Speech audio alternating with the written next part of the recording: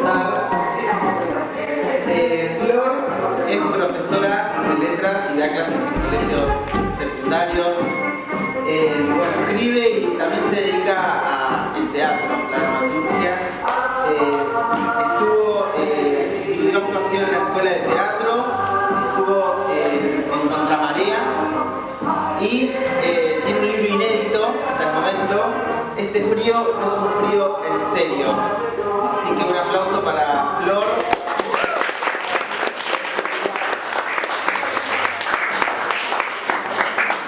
A propósito de la marcha de San Lorenzo, creo que el mundo se divide entre los que creemos que Cabral es el verdadero héroe y los que no. Así que nosotros vamos a empezar a leer 4 textos de un proyecto, como dijo Milton, que se llama Este frío no es un frío en serio. Y lo voy a lograr porque tengo un problema con los ciclos. Cuando alguien lee, que siempre estoy pensando cuándo termina el poema, cuándo empieza el otro. Que lo voy a numerar y voy a marcar bien ese paso. Primero, la insatisfacción ajena es una profesora de plástica en 8º grado, colocando la altura de su voz hasta mis hombros.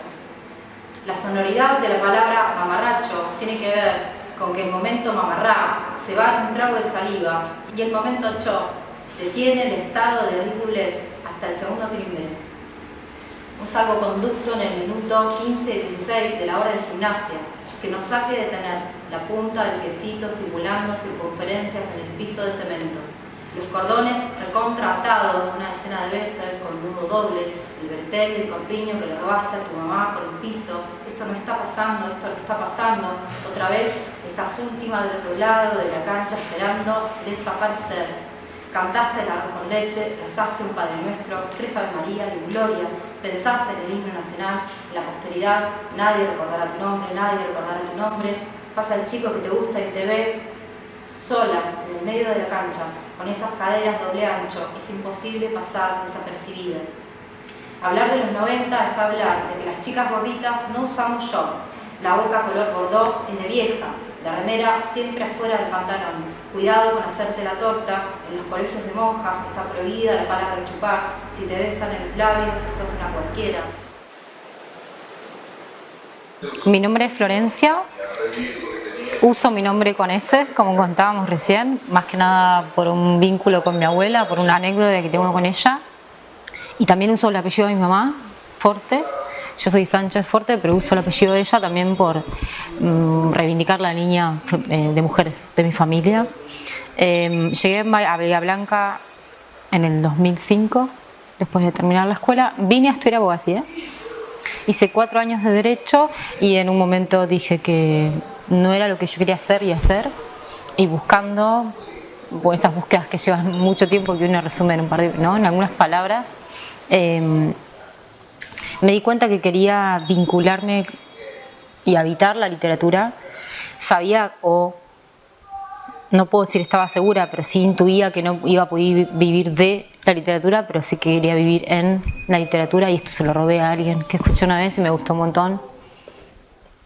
Robado, no, lo tomaste prestado, porque en definitiva todo Sí, sí. Prestado de... Fue una coloquialidad que sí, la tomé prestado. Alguien socializó, podríamos decir, su idea y yo la tomé. Hice letras, me recibí de profe en letras en el 2017. Yo empecé a trabajar en docencia antes de recibirme, en el 2013. Escribo desde chiquita. Creo que mi mamá rescató un poema que yo escribí a los 7 años y tenía dibujos y estaba escrito atrás de un papel de yerba Amanda. Tiene que estar guardado en algún lado. Mi mamá me leía, yo tenía alrededor de 6 años, y mi mamá me leía una novela, un capítulo de una novela todas las noches, para que a mí me gustara leer. Y mi papá también me narraba un cuento todas las noches. Él mantenía la estructura del relato y variaba los motivos y los personajes. Creo que tiene que ver ahí con un vínculo de la escucha, la oralidad, de la lectura y el placer que a mí me generaba.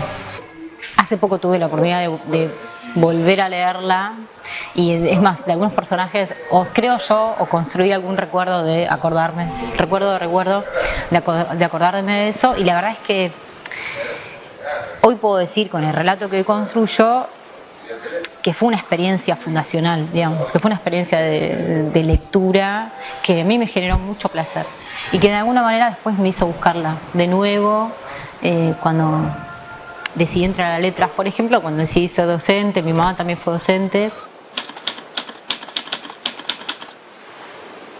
Creo que lo hice en un momento en que tomé la decisión de darle a esos materiales, darle a esos hechos lugar en un discurso poético, en un texto. Tomé la decisión de decir, bueno, todo esto, cuando me di cuenta que todo eso que había sucedido con mis tías abuelas, con el relato de mi abuelo, él peinándose el bigote en un espejo, mi abuela, Mirta Forte, sí. Esos personajes, todo eso que sucedía, decidí que entrara como material para la escritura. Después, para mí, lo que sucede en el texto es del estatuto del texto. Hay algo que tiene que ver con la producción del hecho del lenguaje que sucede ahí mismo. Sí, son materiales fácticos, materiales que yo tomé de mi realidad fáctica, por llamarla de alguna manera, pero desde el momento en que entraron al texto, yo quiero creer,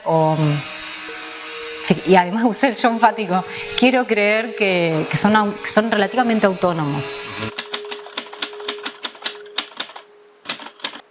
Creo que ese discurso de la astronomía lo empecé a explorar hace menos tiempo que el anterior, y creo que tiene que ver con poder conjugar algunos discursos y a la vez construir la percepción desde un yo escénico, digamos.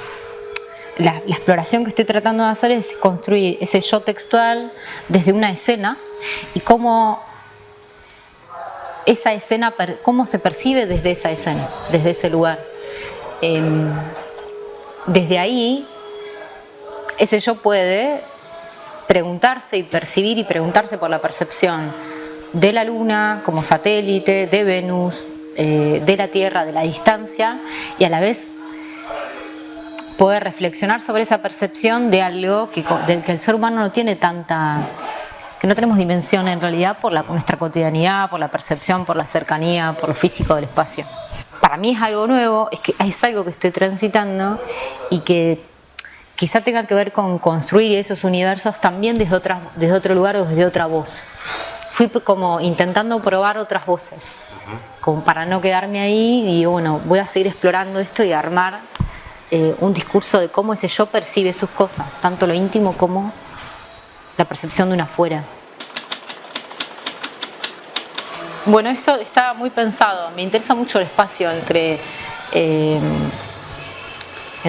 casi digo verso, pero es un texto poético en prosa, entre oración y oración y entre párrafo y párrafo. Y lo pienso muchísimo. Es más, todavía no sé si estoy conforme con el espacio que hay. Para mí es toda una decisión de elegir el interlineado, si elijo 1,5 o elijo 1,2, porque me parece muy importante el texto como imagen, cómo está distribuido en el espacio. Porque eso también hace a la escena de la lectura y a la experiencia del lector.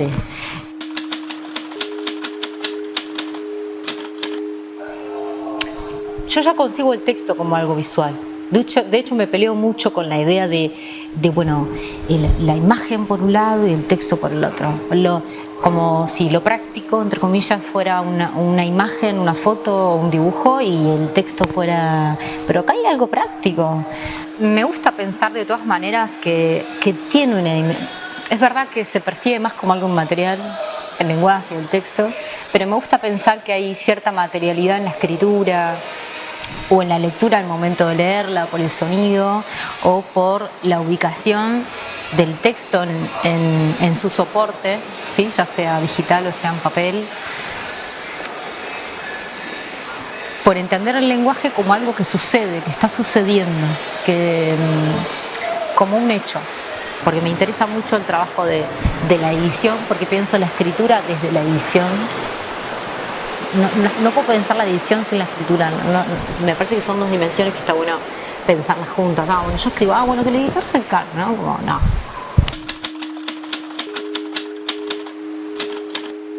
Las editoriales alternativas independientes construyen otro circuito de circulación valga la redundancia, otro circuito literario, otro circuito poético, que está bueno porque resisten a los nichos del mercado hegemónico, a las temáticas que impone el mercado hegemónico, a las formas de escribir. Entonces cada vez que un espacio se reescribe como Vox y la librería y Factor C y el espacio del ciclo, la verdad es que es muy importante para Bahía Blanca y es muy importante para la región, para el circuito cultural que se construye desde acá, que es fantástico. Tiene que ver también con tratar de cuestionar una concepción de belleza hegemónica también desde la voz de yo escénico, y dar cuenta de todo lo que le sucede, de todo lo que sucede, sobre todo a mujeres y a disidencias, por tratar de encajar en un molde o en un cartón, y en la experiencia que tiene mucha gente, que tiene muchas personas. La idea de la extranjería en el espejo tiene que ver con eso, con la construcción hegemónica de cómo debe ser la mujer. Y me pareció interesante en el momento esta idea de eso que reflejo, que la persona se termina sintiendo identificada con eso. Bueno, en realidad es una construcción, ahí lo femenino es una construcción, lo femenino como convención social, y ahí jugué un poco con eso y con los límites de lo humano también. Digo, no quería un texto que sea políticamente correcto desde lo feminista. Bueno, ahora tiene que salir un manifiesto, porque quería hacer más, quería trabajar más desde un lugar de empatía y decir, bueno, esta es la vivencia de una mujer cuestionando esa concepción de belleza hegemónica y percibiendo lo que puede, solamente lo que puede. A una distancia de 108 millones de kilómetros y de tamaño similar al de la Tierra, Venus es un planeta con una atmósfera formada casi por entero por dióxido de carbono a una presión 94 veces mayor que la de la Tierra, es decir, una presión equivalente a sumergir un objeto en el agua a una profundidad de 1 kilómetro. La temperatura media es de 464 grados centígrados, con escasa diferencia entre el Ecuador y los polos. Esta temperatura se mantiene por efecto invernadero, lo que hace que el calor que recibe del Sol quede atrapado dentro de la atmósfera. Entre 50 y 75 kilómetros por encima de la superficie, Venus está cubierta por una espesa nube. Contiene una alta concentración de ácido sulfúrico. La fuente de azufre puede llegar a estar en las emanaciones de volcanes activos. Venus gira sobre sí misma muy lentamente en un movimiento retrógrado, esto es, un movimiento de este a oeste, en lugar de oeste a este como el resto de los planetas. Es decir, si se toma como referencia el polo norte, va en el sentido de las agujas del reloj. Si pudiéramos observar el Sol desde la superficie de Venus, veríamos que sale desde el oeste y se esconde en el este. Además, el periodo de rotación es más largo que su año, correspondiendo el día venusino a 243 días terrestres y el año venusino a 225 días terrestres. Es decir, en Venus un día dura más que un año, a razón de un año igual a 0,92 días venusinos. El texto, más que un tiempo, es un espacio.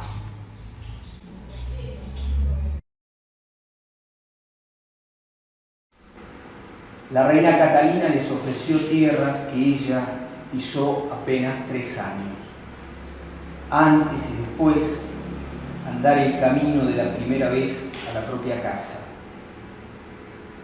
Cuando salga de acá, voy a tocarle el timbre, va a demorar un rato en llegar a la puerta, la voz gastada y suavecita me va a volver a saludar, agachada frente al mueble con las piernas arqueadas, pero la espalda bien derecha. Va a sacar del fondo un plato con los pedazos de Ribekuchen que quedaron del domingo. Vamos a hablarnos poco, mirándonos la frente, las manos, lo que está por detrás nuestro, como esquivándonos los ojos. Poco, por mis escasos esfuerzos por aprender algunas palabras del dialecto de Danzig o Salzburgo y porque el audífono sin pilas no funciona. Poco, que las gallinas no están poniendo, que todavía no se llevaron las botellas vacías, que estuvo la Irma, que los basureros le perdieron el tarro y que ahora tienen que conseguir otro para tirar las sobras, que la vecina de atrás, no sé, quiere hacer el paredón. El presente dura siempre, o casi, en esta jurisdicción del universo. Luces son sueños, donde las tierras y ella, nadie más.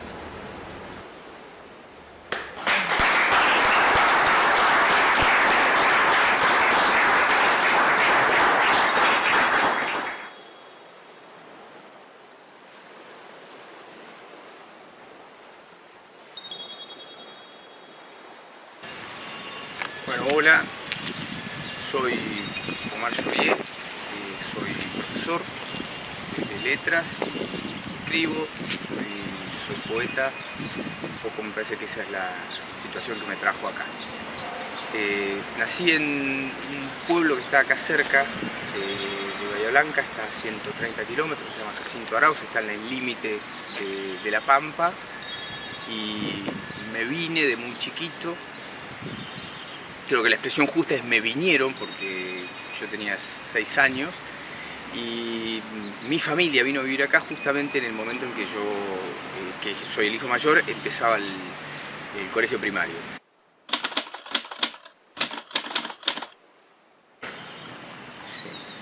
Sí. Escribir fue algo que tenía siempre como inquietud, como perspectiva. Uno no se acuerda bien cuando es el primer momento en que proyecta algo, arma algo que después te va a definir, digamos, como escritor, como poeta, como narrador, como ensayista. Pero tengo algunos episodios. Uno que recuerdo que sucedió acá, a unos 100 metros, que es en la calle Pellegrini, donde todavía corría el arroyo que está entubado, y me tocó pasar en uno de los días, digamos, pasaba regularmente ahí porque volvía caminando del lugar donde estudiaba, y me tocó pasar justo en esas semanas, meses en que se hacían las obras. Y creo que el impacto que me produjo ver las estructuras de mampostería y el material, ver el cemento, la piedra, y ver cómo eso iba cubriendo una superficie que hasta ese momento, bueno, era un lugar, si se quiere, desordenado, sucio de la ciudad, quizá incómodo para muchos. Era un cauce de agua, chiquitito, pobre, ¿sí? Muy precario también en sus condiciones, pero ver eso me hizo, digamos, me dio la oportunidad de tratar de escribir algo, de conversar con algún amigo que tenía inquietudes similares, y recuerdo que salió una conversación que hoy suena absurda, pero algo así como, claro, hay que escribir sobre el entubado, dice, porque todo el mundo escribe sobre la naturaleza, sobre los arroyos, los ríos, las montañas, etc. Pero dice, eso sería una novedad. Obviamente nosotros, que en ese momento, no sé, seguramente leíamos cosas que tenían que ver con ese perfil, ¿no? O sea, más ligada a lo romántico, pero también leíamos, no sé, Baudelaire y Villa. Los obreros se habían ido y estaba la obra, y la obra era tapar esto que, bueno, que es un lugar raro de la ciudad, que aparece como inconcluso, que me parece que hoy sigue siendo un motivo para escribir. Claramente pienso en Tópicos de Bahía, más que alguna cuestión paisajística como puede ser en la Postá, pienso en esto, ¿sí? En esta tosca, en este hormigón medio despedazado, roto, que no permite el tráfico cómodo de los vehículos, y un lugar además que quedó como en el medio de la ciudad y quedó en esa condición de lo inconcluso, ¿sí? Lo que no se termina, lo que no se hace, seguramente lo que no se planificó. Bueno, y dar cuenta de eso, que es básicamente visual, en un texto me parece que es algo con lo que uno trabaja. Insisto que también hay una marca epocal. Ahora, siempre estamos dentro de lo que se llama un paisaje sonoro, ¿no? Estamos en un escenario que está cargado de ruidos, de sonidos. Y me parece que eso nos interesó a muchos también. Pensar en el modo en que la gente en la vida cotidiana habla y arma ciertas dimensiones melódicas, ¿sí? Musicales, que si vos las trasladás a un texto operan como poesía.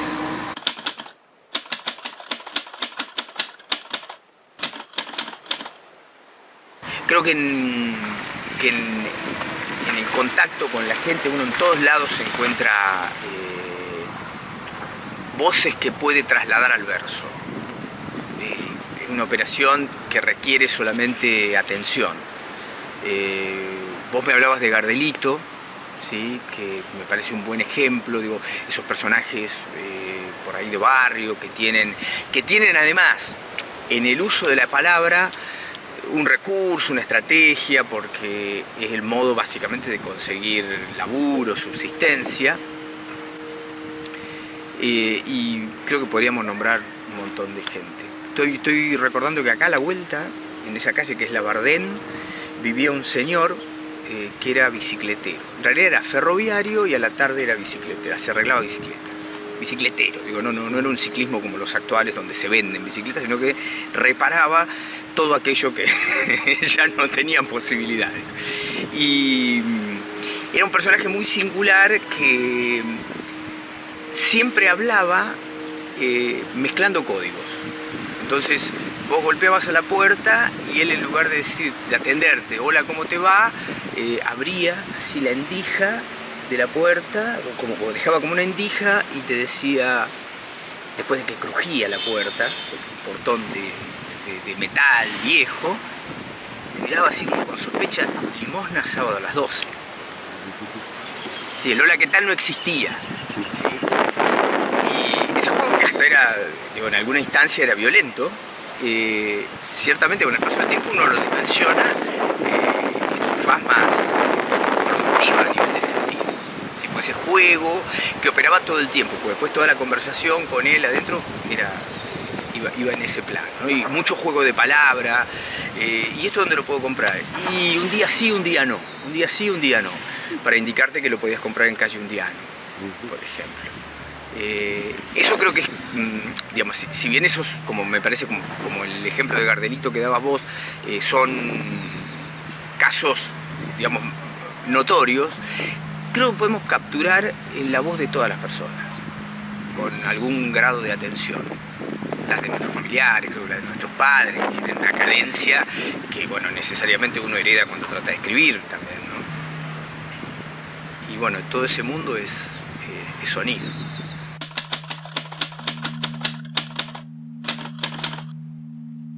¿Cómo era Racing en el futuro? Y me parece muy linda, porque, bueno, en principio a mí los clubes me gustan mucho, todos los clubes. Los clubes bien chiquititos me gustan más todavía. Y en general me doy cuenta que tendemos a pensarlos en su dimensión histórica, tendemos a pensarlos como pasado.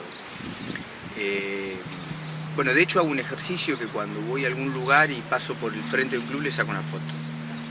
Sea el club que sea, me gusta guardar esas cosas. Y en esas fotos por ahí lo que aparece, ahora me estoy dando cuenta, a partir de esta pregunta, es justamente algo que está anclado en el pasado, ¿sí? El edificio que es viejo. En general me cautivan mucho más esos clubes de barrio que no tienen nada y que no reconoces por el nombre siquiera, o que tienen un nombre que extrañísimo.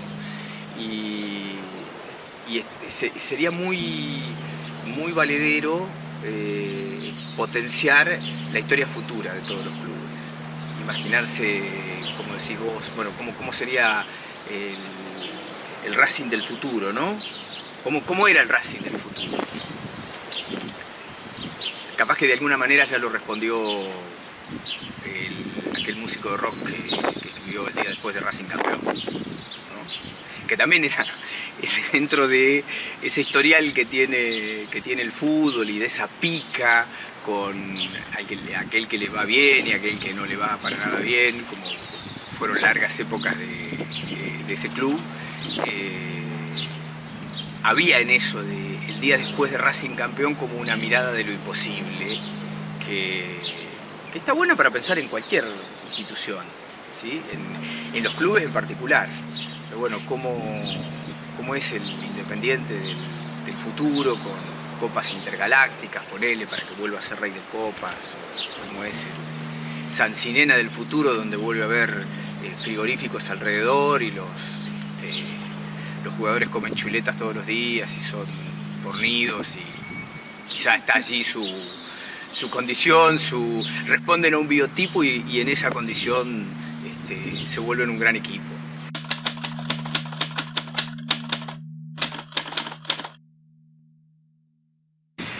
Las condiciones de trabajo que tenemos a diario, las obligaciones, nos llevan a escribir mucho más prosa que poesía en la vida de cualquier individuo, pero particularmente actividades como las nuestras, las que tienen que ver, bueno, con la docencia, con la investigación.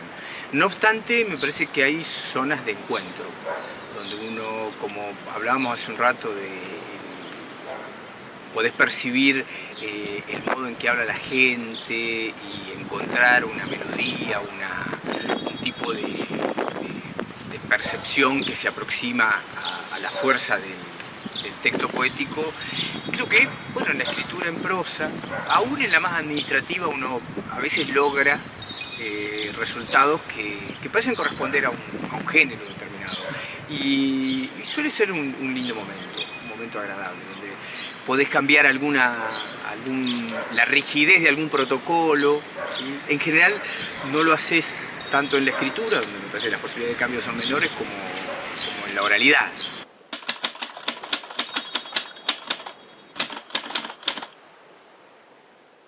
¿Cuál es la que me cabe más? Y creo que puedo elegir las tres y agregar alguna otra también. Las lecturas compartidas con amigos, con gente con la que uno tiene cercanía. Organizar actividades donde convocás a gente que produce algo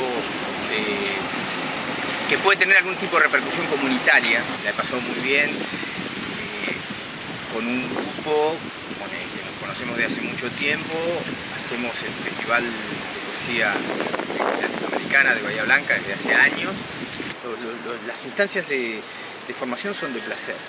Y dar clases es una de las cosas que más me gusta, así que también la encuentro muy placentera. Donde vos intercambiás y también me parece que reproducís esa escena o tratás de reproducir esa escena de construcción común todo el tiempo. A veces sale, a veces no tanto. Y por lo común hay un intercambio. Y vos te llevas algo guardado, te llevas algo que no tenías antes de entrar al aula. Eso es la felicidad.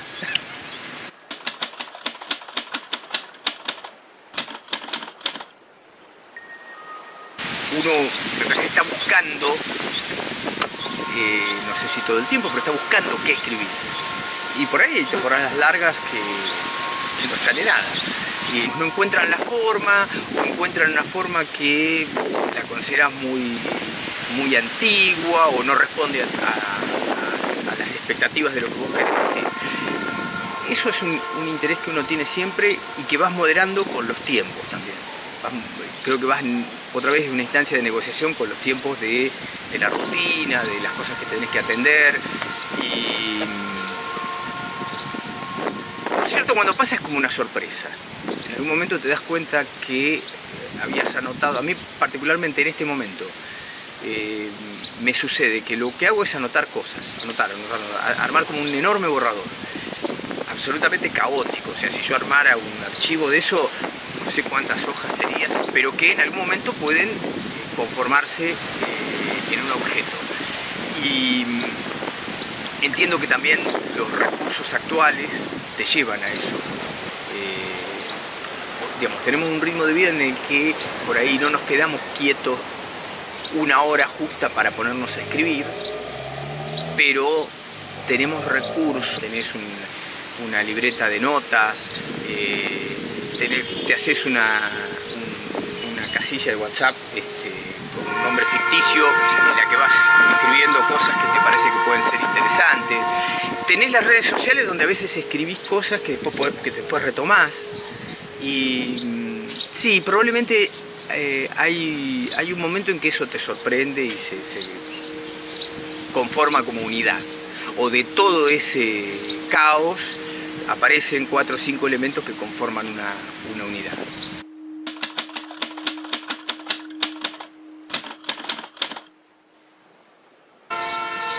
Bien, tengo la suerte de estar rodeado de mucha gente que cocina extraordinariamente bien. Y suerte que se incrementa con el tiempo. Cuando voy haciendo nuevos amigos y amigas, cocinan mejor. Lo cual me pone en un lugar medio difícil a la hora de pensar qué puedo hacer yo. Me gusta, digo, para preparar yo todas aquellas cosas que puedo buscar y que tengo en un rango de cercanía, que pueden estar cerca de tu casa, ¿sí? Que pueden estar en el patio, y entonces hacer una ensalada que tenga, por ejemplo, esos yuyos que crecen en los patios de todos, me gusta mucho. Hacer el trabajo de cortarlas un día, lavarlas, porque bueno, tenés que lavarlas bien, pienso específicamente en el diente de león, que acá crece como un yuyo, pero que lo podés cortar y tiene un gustito muy intenso, un sabor de una verdura que me parece que se transmite a muchas otras, y mezclarlo ahí sí con algunas hojas de lechuga que compraste en la verdulería que tenés cerca, con un golpecito de aceite, creo que puede ser una riquísima comida para un día como que hace 38 grados. Bueno, estos son tres aproximaciones a la propiedad. Propiedad es una palabra que no ves. ¿Y esto de quién es? Soñé que Marina Marías se obligaba a incorporar todos los estados de la materia en cada verso que escribía. Soñé que Ali Williams suprimía todos los estribillos, las esdrújulas y especificaciones técnicas de cada uno de sus libros y los volvía a publicar con el título El tamaño de mi esperanza. Soñé que Marcelo Eckhardt resucitaba las letras de las canciones de los Bee Gees, en primera instancia al galés, un galés bastante forfait, de Rawson nomás, luego al español. Las diferentes transformaciones que experimentaban en ese proceso le permitían publicarlos como piezas propias. Los siento más modernos, decía, todos somos Tony Manero al tranco en el minuto 50 y tanto de Saturday Night Fever.